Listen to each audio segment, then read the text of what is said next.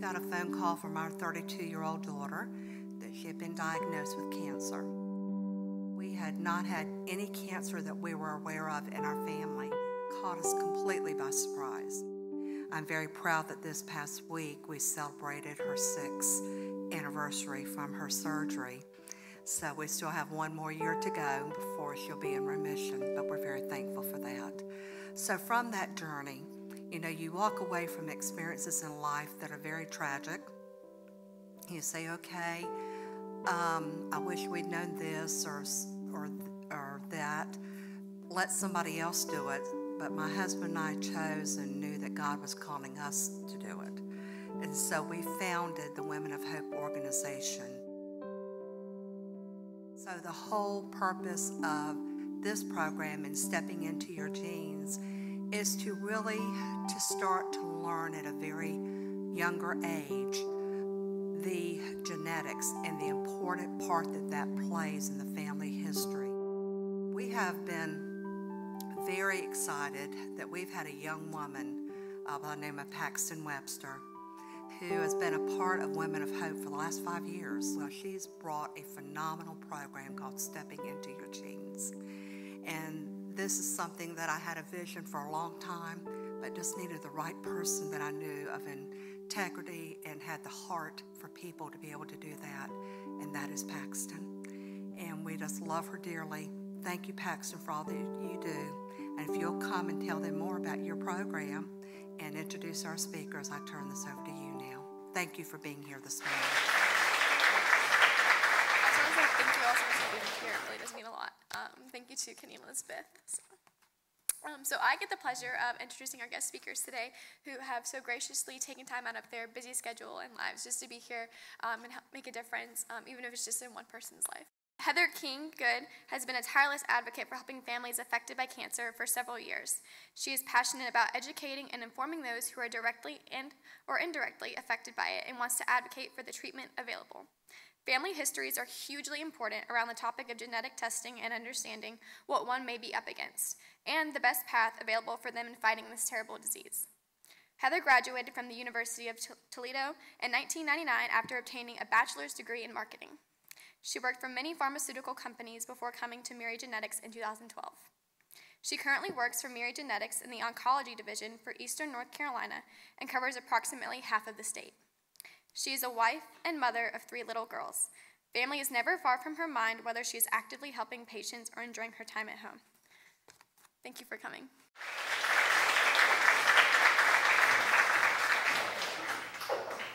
Well, I'm Heather. I work for Myriad Genetics, and it's kind of bright up here, but our group kind of grew a little bit. And before I get started, I wanted to ask you guys, who here has either personally had cancer or has a family member or friend that's had cancer? Yeah. So, hands go up all over the place. And during my bio, Paxton said a little bit about how I have 3 little girls. My daughters are in 1st, 3rd, and 5th grade. Last year, my daughter that was in 2nd grade, her teacher said, "Can you come in and talk a little bit about what you do?" And I'm like, how do you talk about hereditary cancer genetic testing to a bunch of 2nd graders? And the interesting thing is that I asked them that same question, and hands went up all over the room. Everybody knows cancer. And so in a perfect world, we would be able to prevent cancer from occurring. And hopefully, that's what Ian Christian talked about. We want to be able to prevent cancer, and that's why I love what I do.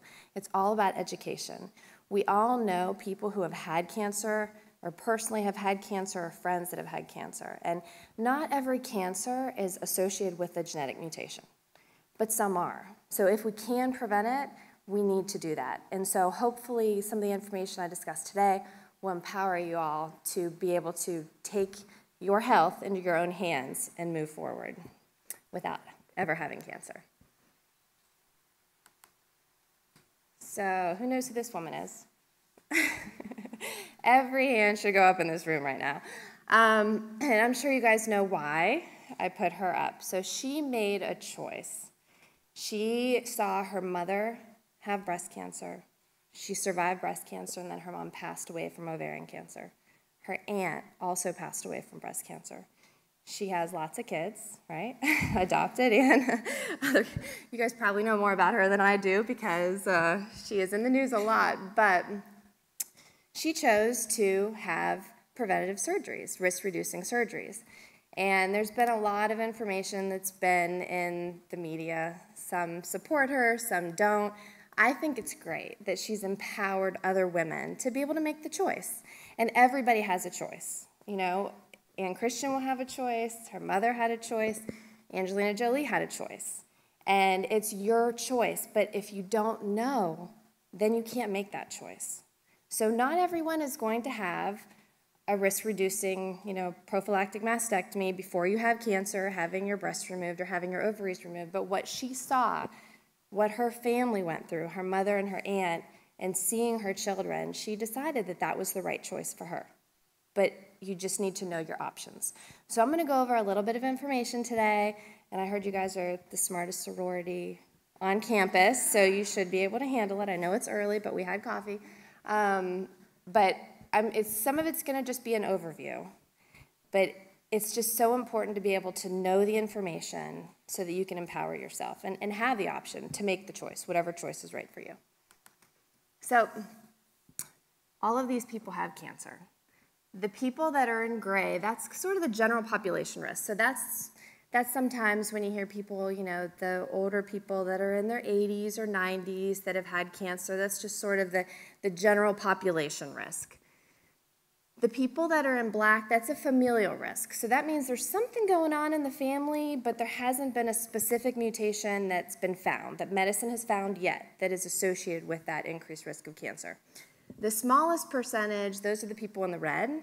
That's the hereditary cancer component. So that's what we're really going to talk about today. That's what Angelina Jolie carries the mutation, and those are the people that we're going to discuss, that hereditary component. So it's not every person who has cancer. It's a small percentage. So just kind of keep that in perspective when we're going through this. But you don't know where you fall unless testing is completed. And before I even go into any of the testing, this is not an invasive test, just so you guys are aware. You can literally spit into a tube. It's DNA. We all have DNA. As we were eating our food today, we were swallowing our DNA. So it's a blood test or a spit test. So just to kind of keep that in the back of your mind, because I do not like needles, and I'm not a fan of people cutting on me, so don't think that it's an invasive test when I'm going through some of this stuff. So here goes your Smart Sorority Gene 101 information. So everybody has a mom and a dad. In this particular picture, dad's the carrier. You see the mutated gene on the left, and mom is not a carrier. This kind of represents, I guess, what Ann Christian's grandfather, grandmother, the situation. So it's literally a toss of a coin, 50-50 chance whether or not you will inherit the mutation. So this is called an autosomal dominant mutation, 50-50 chance. So in this, 2 of the children out of 4 inherited the mutation, 50-50 chance. In Ann Christian's situation, out of all of her mother and her aunts, there were 5 girls. All 5 inherited the mutation. 50-50 chance. Does this make sense? Yeah. So the carriers and non-carriers, you don't know unless you get the testing completed. So a little bit more of Gene 101. If you are born without a mutation, that's on the top. So everybody's born and you have 2 normal genes. A gene is damaged over time. The radiation we're exposed to, the food we eat, the air we breathe, just general living. And then it takes a little bit longer for that second gene to be developed or to be broken, and then the tumor develops. Now, if you actually have a genetic mutation, like a BRCA mutation, when you're born, every cell in your body already has 1 broken gene. So there's only an increased cancer risk in certain parts of your body, but you're still breathing the same air, eating the same food, exposed to the same radiation. So that second gene breaks quicker, and then the tumor develops. That's considered that early cancer that we discussed. So it's just a more rapid progression of cancer. Does that make sense? So there's a lot of information on this slide, but what I want you to remember, you guys are young now. Some of the mamas and daddies in the room will be very happy to hear that 50 is young. So the closer I get to 50, the happier I am to hear 50 is young. So the numbers I want you to keep in your mind are 50 and 60. So breast cancer diagnosed at less than 50, that's young. That is a rare cancer. Triple-negative breast cancer, it's a certain type of cancer. So when a woman is diagnosed with cancer and her tissue is actually sent off to pathology, it'll come back and there are certain markers. That's considered an aggressive cancer, and it's actually 60 and under with triple-negative breast cancer. And then ovarian cancer is very, very rare. And if you have ovarian cancer personally, even if you're 90 years old, there is a very strong tie to having a BRCA mutation. 1 out of 7 women that have ovarian cancer actually carry a BRCA gene. So that's just very, very rare. And then male breast cancer, as Ann Christian talked about, it's rare, but if it does happen, that's also tied closely to a BRCA mutation. And some of this other stuff I'm not really going to go over, but just to kind of keep in your mind, the back of your mind, 50 and 60, that's young. Those are considered young cancers. The reason why it's important, so general population risk, all of us, those are the little gray bars. If you carry a BRCA mutation, those are the red bars. So by the age of 50, general population risk in this room, by the age of 50, about 2% would actually develop breast cancer. If you carry a BRCA mutation, it's up to 50%. Significant difference. That's why people choose to have more medical management done and then potentially risk-reducing surgeries. By the age of 70, 8% general population versus 87% if you carry the mutation. Kind of the scary one is this ovarian cancer over here. So, as you girls get a little bit older, you'll see, you can go and get mammograms and MRIs.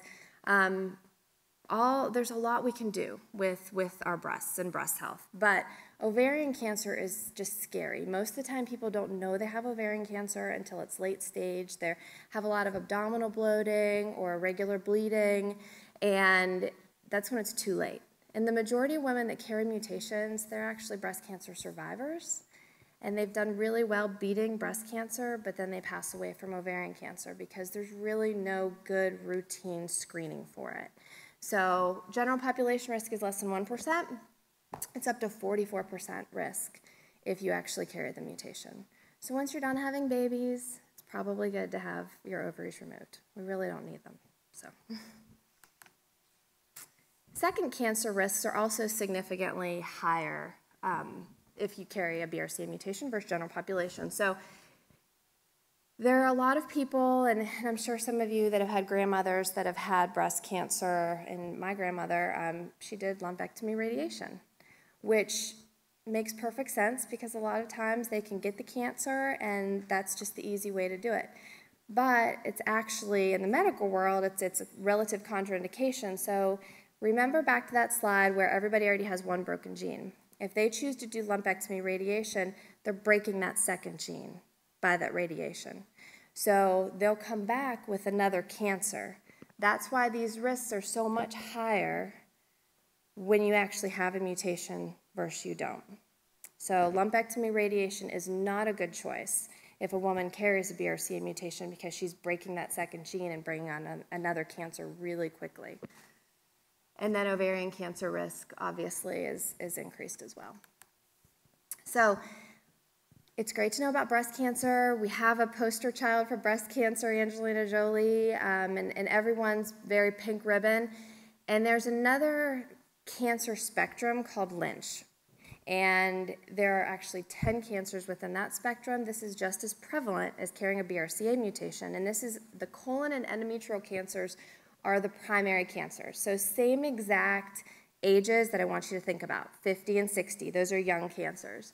But colon or endometrial cancer before age 50, and then same thing, they'll send the tissue samples off, that pathology comes back, 60 and under is considered young if it has certain pathology within the colon type. But it's just important to know because Colon cancer is one of those things people don't really want to talk about their colon. It's a lot, nicer to talk about breasts.